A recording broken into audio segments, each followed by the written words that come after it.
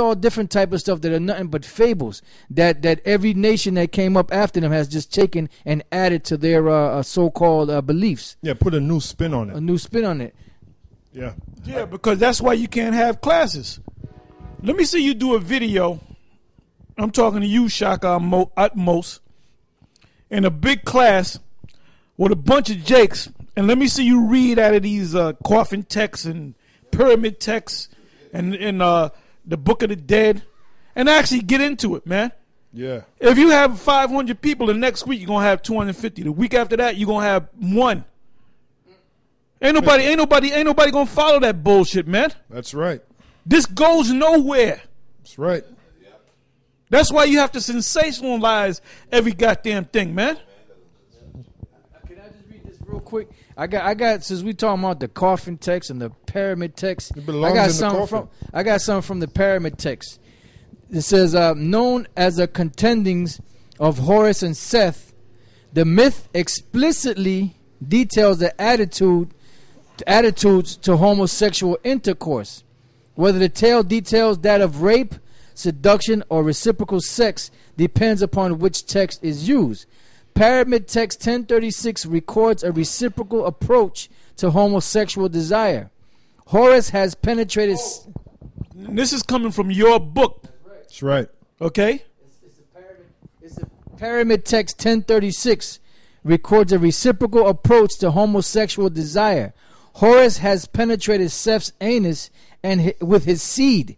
Seth has penetrated Horus' anus with his seed. Papyrus Chester Beatty first, dating to the 20th dynasty reign of Ramesses V. This is your stuff. The stuff that you get into. Takes a more aggressive approach. After a banquet, Seth is said to rape Horus in order to shame him and take the crown from his brother Osiris at night. That's pretty much. You got more? Yeah. Yeah. That's why the Most High took their asses down. That's the right. The Most High brought you up into power really to build Israel, to enslave, to build Israel as a nation. That's how the Most High rolls. That's how he does his thing. And what did he do after he built Israel to a mighty nation? He had them go into the wilderness, and then go into what's now called today Palestine, in the Middle East.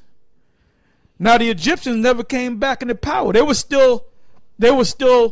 had some type of power, a regional power, but at one time they were considered a great power back then. And they never, like I said, I always say this, the so-called Egyptians are nothing but history, man. They're not coming back. Yeah. They ain't coming back, man. Yeah, I wonder why none of those spells from the pyramid text stopped the Ptolemies from taking over Egypt. As when the Ptolemies came into Egypt, they just well, let's begin with even before the Ptolemies, Alexander the Creep. He set up base in Egypt. There's even a city. Yeah, through Ptolemy, was that Ptolemy Soter the first? Yeah.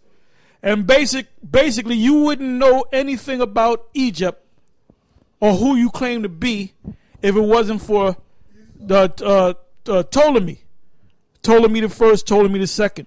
That the Ptolemaic dynasty, because it was they had built that library, which we all know about. You know about it too. The library in Alexandria, Egypt, where they took all the nations that they conquered and they took their writings and they had it translated into the Greek. They had our books written in the Greek. They had the Syrians or whatever knowledge they had it translated, because why? They took one of them and said, okay, they taught him the Greek language.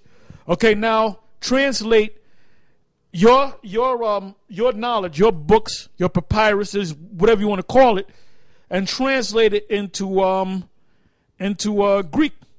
At that time, it was Greek. Greek was a prominent language because it was Alexander that was in power, and he came and it was during that time where they came up with that concept of taking all these and when you look up, matter of fact, go to that. I open up another tab and go to library in Alexandria, because you had the so-called wisest of the wise that would go that was a place to be.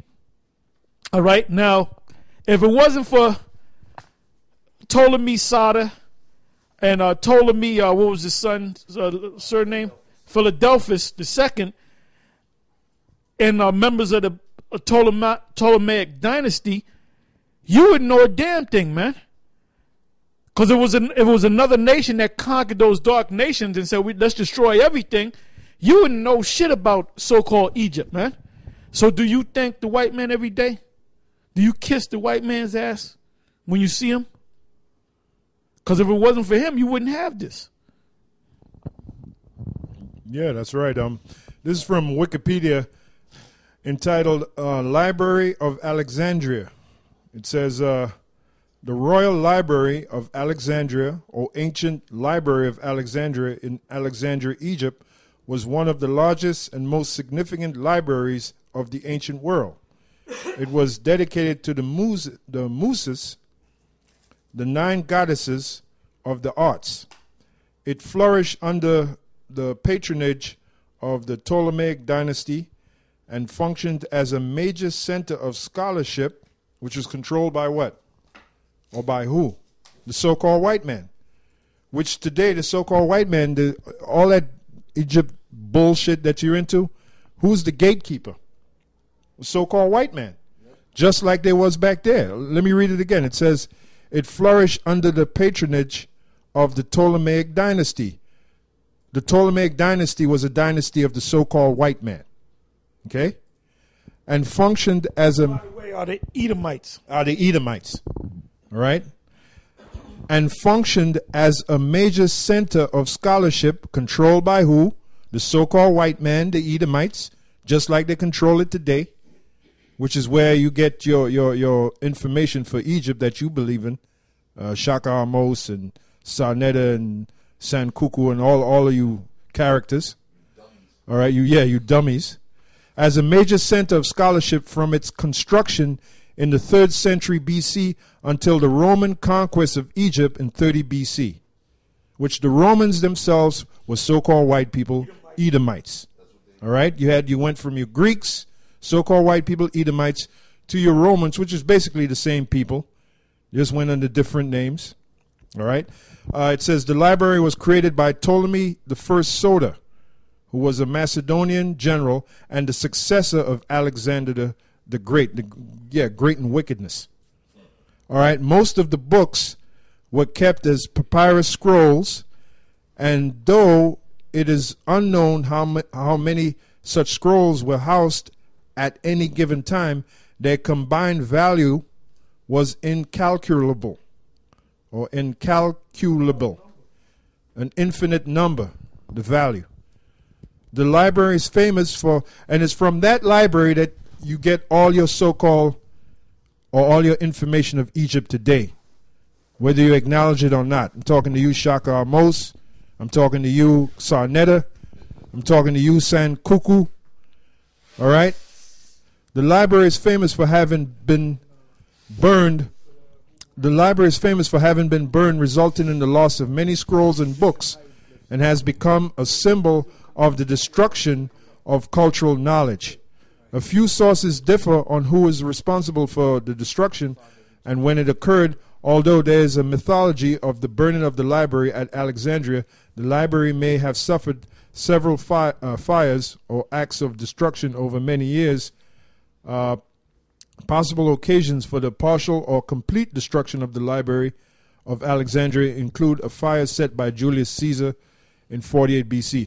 So the point is, the information that was retrieved after the fire goes back to Alexandria, Egypt. The information concerning Egypt goes back to Alexandria, Egypt, where the great library was, which was controlled by the so-called white man, who was the gatekeeper. All right? So that's the point. Now, I had the scripture. This is the book of John 3, 19 and 20. It says, and this is the condemnation, that light is come into the world, which is the truth. All right? Which is what we're teaching here at Great Millstone. We're teaching the truth, which is the light. This is the condemnation. So we're set up to condemn certain individuals. And that's you, Shaka Amos. That's you, Sarnetta. That's you, Sankuku. This knowledge has become a condemnation unto you because you rejected it. So it says, this is the condemnation, that light is come into the world, and men love darkness rather than light. Yeah, black power, black power. Because their deeds were evil. And that's one of the main reasons why you won't come to the truth, because basically you're a bunch of evil niggas, man. Yeah. All right? You ain't right. Because their deeds were evil. For everyone that doeth evil